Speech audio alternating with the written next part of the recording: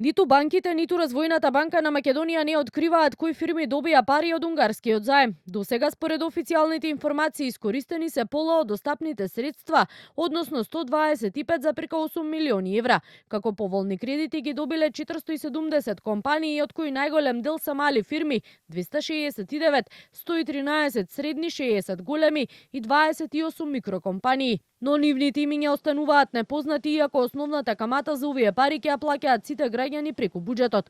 Од Развојната банка како пречка го наведуваат Законот за банки. Информациите кои се бараат од Развојната банка се информации со кои банката се стекнала при вршење на банкарски и други активности за поединечни лица и истите согласно Законот за банките, член 111 и член 112 представуваат банкарска тајна, која банката е должна да ја заштити и чува.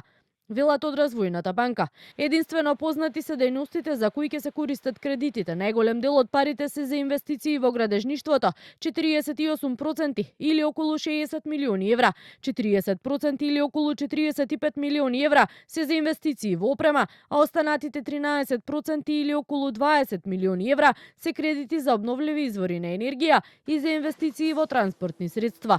По кои критериуми биле делени парите, исто така останува нејасно, но од Развојната банка велат дека од информациите што ги имаат од банките, сите што ги исполнувале условите, проектите им биле одобрени.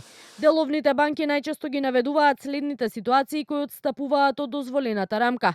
Кредитот се бара од физичко лице, не постои бизнис план, инвестиционен проект, кредитобарателот не нуди 20% сопствено учество, истиот има лоша кредитна историја, кредитот се бара за обртни средства. 250 милиони евра од унгарскиот кредит се достапни за компаниите со камата од 1,95% кон банките, но основната камата од 3,25% кон Унгарија ќе ја плаќа државата, односно сите граѓани. Според пресметките, доколку парите се искористат во целост годишно за овие кредити ќе се плаќа камата од 8,1 милион евра, односно околу 100 милиони евра за целиот период на исплата, кој истекува во 2039 година.